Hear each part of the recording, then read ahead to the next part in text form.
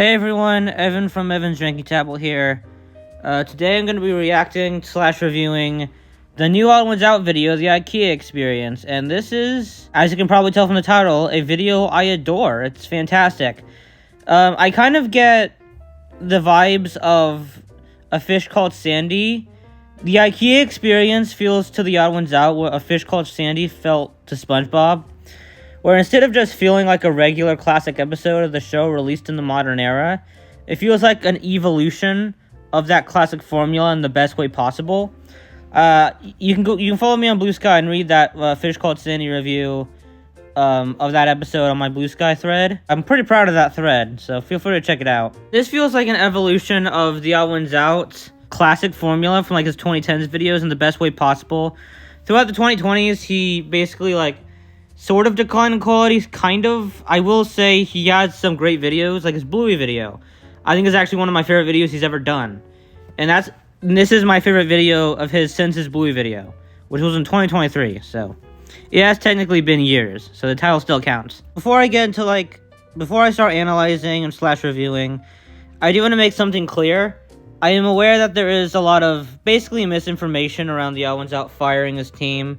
I have a link to the Twitter post that James made in response to all that. Read it for yourself. Please just do your research before you assume things like that. But yeah, and if you want to know my experience with the Odd1sOut, I've been following him since 2019. I went back to his older videos. I've seen all his newer stuff. I've seen the vast majority of his content. I love him. He's one of my top 10 favorite YouTubers. I love his videos, and I think he's my second favorite storytime animator aside from Illumation. For starters, while I adore this video, there is this one flaw I have with it, and it's the only flaw. But to spoil it, and I'm going to get this out of the way right now, I'm going to have to talk about the ending of the video, so if you don't want to hear spoilers, skip ahead to the timestamp on screen. 3, 2, 1. So after an entire video's worth of basically inconvenient yet funny storytellings that happened to James at IKEA, he says this. Even with all those minor inconveniences I had to deal with, something happened in that IKEA that really stuck out to me and, dare I say, made the whole trip worth it. And it ends up being this, on its own, really sweet story about James helping someone, basically sacrificing his shopping cart for them, and then he gets help from them back, and it ends up being this moral about kindness, which on its own I think is really sweet. The problem is that it's never led up to. There's a lot of YouTube videos I've seen that have this issue for me, where it has this really sweet ending message, but the ending message is never led up to. It's like a moral that comes out of nowhere, and it feels a bit more cheap and superfluous than I'd like it to. This is especially a flaw with a lot of storytime animations I've seen. I think there are examples of how to do it right, mainly with the to scale videos, my two favorite videos ever uploaded to YouTube. Throughout this entire video, to scale the solar system, my favorite video on YouTube, there's not really a lead up to the existentially terrifying fact that we are very small in the grand scheme of the universe, let alone the solar system. But the ending message that conveys that actually works very well, because throughout this entire video, the YouTubers in question are building a scale model of the solar system. There's also a lot of clever technical aspects and dialogue that implies us being on Earth, and basically how existentially terrifyingly small. There's some clever lead up to that ending message in a very subtle ways. Those aspects are more so about them building a solar system to scale. The ending message would come out of nowhere if it didn't fit with the premise so perfectly well. Also, the background music during this entire video is my favorite soundtrack of any YouTube video, but that's besides the point. And sure, I don't expect every YouTube video to reach to scale the solar system levels of heights. That's my favorite video. That would be ridiculous to expect out of anything else, of course. You could have led up to the end message in a way that didn't feel incredibly cheap or superfluous, and it didn't just come out of nowhere, because in the video it does feel like it comes out of nowhere, as sweet as it is on its own. Although I will say that's the only flaw I have with basically the entire video. I'm now going to start gushing over the technical aspects, the artistic aspects, the sound design, everything, the humor. It's all so incredible. I love this video so much. So let's start off with the elephant in the room. Check out this cool border. Haha, see what I did there? I'll get to the actual bean design in a sec. For now, I want to talk about how cool of an idea the border is. Most of the time, when there's, like, a fully drawn-out background that isn't just the white of classic Odd1sOut, that fully drawn-in background has, like, this border around it to imply that it exists within the white void Odd1sOut universe in a really creative way that I can really get behind and love. There are, like, a few frames, like the Warrior Cat's reference to his last video, which was also a good video, by the way. When that video was referenced, there's not really that border, but, like, that's a direct cutaway to reference that last video that didn't have that border anyway, so I can kind of live with that, whatever. For the most part, this, like, I love the border itself, too. I love how it jitters. Let me show you. To hang it up, and then that picture. You see that? It jitters a bit, and I love that idea. I love the back bordering jittering. I also love the little pencil strokes-sized streaks in the border as well. I love the crayonal kind of chalk aesthetic of it in general. Let's talk about my absolute favorite aspect of this entire video. TheOdd1sOut himself. He is a little beanie guy this time. He is very short this time, and... Oh, I forgot. Okay, there we go. This is my favorite version of the TheOdd1sOut I think has ever existed, his physical design. I think it's his line art that's a lot thicker than, like, other versions of him in the past. I think this has, like, the thickest line art, mainly around his head, that we've ever seen for an TheOdd1sOut design. And it's absolutely perfect, and I love that little stubby limbs. I love how he, like, walks like Mr. Krabs. And letting my algorithm... It is such a perfect design. And, like, he can do so many expressive faces with such a base design. It's kind of like Astrobot in that way. Like, Astrobot, the character, has, like, a very basic base design that you're able to build off of and make really cool designs out of. And the same thing happens with this TheOdd1sOut bean design. It's so perfect, and, like, you can make such expressive faces, even more so than ever before, because of, like, the nature of his body and his limbs and how he can move very easily. And the way he walks like Mr. Krabs is really cute, and I love this design so much. And if you're a newer TheOdd1sOut fan that, like, likes his realistic hands more than some other people, I'm fine with it. I know some other people don't like the idea, but, like, it's very sparingly used, like, the realistic looking hand movements. But they are ultimately there and noticeable for some of the newer TheOdd1sOut fans. Older TheOdd1sOut fans will definitely appreciate this design a lot, and how like, incredibly expressive it is. How, for the most part, it's just, like, the little stubby limbs that definitely need to be there the most often, I would say. But I'm fine with the realistic hands when they show up. I don't really mind as much as some other people seem to. So, one of my first videos on this channel was on Jaden's use of coloring, and, like, how she uses that to convey the vocal point of a scene. I noticed that this video does a very similar thing with line art. I talked earlier about how the TheOdd1sOut based design is it has very thick line art, and this frame is very true. But if you look at the background people, you see that they have the exact same, more thin kind of line art that's, like, chalky, that the rest of the background has, and that every background has. And that's because they're not supposed to be the vocal point of the scene. Then James himself is, and I think that's a very well done aspect in this video. Having, like, the vocal point of a scene, mainly people, have thicker line art than, like, the background of a scene, which has, like, more chalky, thin line art. And I think that's a very well done aspect to convey what the vocal point is, but mainly to convey, for the most part, like, who are the people in a scene, and what's, like, the background of a scene. I think that's a very well done aspect here. Another line art related aspect I want to bring up is coloring. The thinner, chalkier background line art has the same coloring, albeit probably, like, a darker shade of that coloring, as the actual object in the background itself. But the actual people have thick black line art, and that kind of jolts your eyes to, like, what the vocal point is, and I think that's very impressive. I also love a lot of the lighting and shading of this entire video. Lighting and shading is, like, an often overlooked part of art direction from a lot of people, but it's something that I think is very impressive to nail, and it's very subtly nailed here, but I think it works incredibly.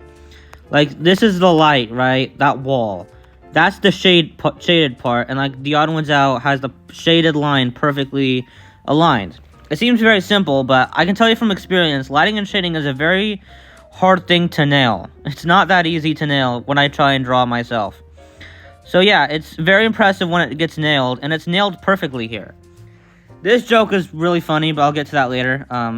Like the actual lighting of him like facing the bedroom and like the shading in the background, that's a very well impressive piece of lighting and shading. I don't really have much else to say about the lighting and shading, but it is probably one of my favorite aspects of the video because of how much groundedness and like life it brings to the video. I don't really know how to explain it. But it is one of the best aspects of the entire video, I think. There's one last aspect of the visuals I want to talk about before I move on to sound design.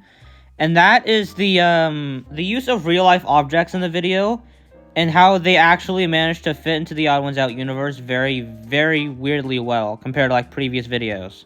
These meatballs are my absolute favorite example because the food is the only IRL, well, I guess there's the actual IKEA logo, but even that's shaded in to blend with the environment. But this food is actual real-life food that like perfectly is blending into the Odd1sOut universe. Because even the plate around it, let alone everything else, is actually cartoony drawn. And it ends up weirdly fitting into the Odd1sOut universe perfectly.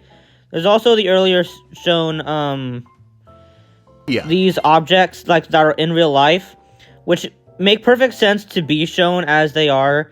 Because James wants to showcase the current state of IKEA. Oh, I didn't realize like how so that was. But yeah, and, like, even then, like, the way those names pop in, and the way the actual objects themselves kind of move up and down in an elevator way across the screen works amazingly. I love the use of sound effects in this video. Like, this one, for example. Ooh! First of all, if we're gonna talk visuals again, I love the look of those stars and, like, the line art of them, obviously, and I also love, like, the actual object being reflected in James's eyes. That's awesome, and the excitement on his face. But that sparkle kind of sound effect is perfect for that scene, considering the stars being there. That's so perfect. Nice. The calyx. Now, I think there's, like, a pop-up sound effect that happens soon. Okay, I can't really find, what I was looking for earlier. Hang on. There's, like, a sound effect of somewhere in the video there's a sound effect of the calyx like popping into James's hand and like a little pop sound effect happens. I think that was perfect, but I can't find it anymore. The last thing I want to bring up is the background score, the adapted score, since it's music from mainly Animal Crossing. I think that fits very well. Unit. I think that James chilling out in his home, like thinking about going to IKEA and like trying to find furniture. That Animal Crossing theme that played then, I think fits very well, the little chill theme. I think later in the video, I think around this point... This was going to be the like, the Coconut Mall theme plays, and that's a bit of a more upbeat kind of theme. That's basically kind of like him advertising IKEA to himself or something. I don't know how to explain it. But I think like that more upbeat theme, as he's planning on going to IKEA, really fits the Coconut Mall theme. I think fit that part very well. An important question. And then while I was actually there, a lot of Animal Crossing music plays. I think since IKEA, despite the horror stories, is kind of a chill, like, store, I think that kind of fits very well. So, yeah, I think the background score of this video works amazingly. I don't really have much else to say about it. I guess near the beginning, there is a time when, like, the Animal Crossing music plays, but then, like, mid-joke, the music just kind of stops. That doesn't always work for me, but I think it worked decently well here. For, like, the score to, like, stop to sell the joke. I don't normally care when YouTubers do that for the joke, but I think it works well here. And I think the main reason, and this is when we start to get in the humor segment of the video, where I just talk about jokes and, like, how that works very well, is because of, with this opening joke in particular, the pause in James's voice when he's about to cut to the joke. That I have terrible taste, but rather, I'm terrible doing anything. I think the transition to the white void is kind of funny, but I think it's like James's delivery there that really makes it work. It's also very well timed as a joke. Like you see the music cut at the right time, the transition to the white void cuts right at the right time. I think that works very well. And there's some other jokes in here that I think are hilarious. I love that joke about him like rushing through IKEA but then stopping to analyze the Scandinavian children's bedroom, and that was really funny. Usually a huge sucker for. Wow. The background Animal Crossing music before that also works kind of well. I wish my bedroom looked like a Scandinavian child's bedroom. Like, the way he, like, says it in kind of a deadpan way is really a part of why it's so funny. It's delivered so perfectly. James delivers his jokes very well in this video, and I love that. A Swedish word for going to Also, throughout most of the video, he walks like Mr. Krabs, but like in this frame, he's IKEA waddles. for That's what? kind of a funny visual. There's a lot of funny visual gags. Like, I saw it earlier. I'm not sure if it appeared in the video earlier. I don't remember, but the vampire kind of face as he's trying to dehydrate himself, that was pretty funny. He makes some funny faces that I think work very well. He delivers the vocal jokes amazingly. The entire video is amazing. Like this joke about how you want me to climb up there, was like a reference to something that he talks about earlier in the video. That's delivered very well too. I love it. I think it's something about like the way James delivers jokes with his voice. Sometimes like there's a little pause and there's like he says it in a deadpan or like fittingly raging way that I think tends to work very well in this video, and I love that. I think I've wasted enough of y'all's time already. I'm just gonna get to my review score. 8.5 out of 10. It's a high 8.5 out of 10. It's bordering on a 9 for me. I really want to reserve those 9 out of 10s and 10 out of 10s for some real masterpiece YouTube videos, but this could go up to a 9 for me, maybe? No promises, but it is kind of possible. I love this video so much. It's such a banger. It's so funny. It's so well looking. It's so well sounded. I love this video so much. And yeah, that's about it. Bye-bye.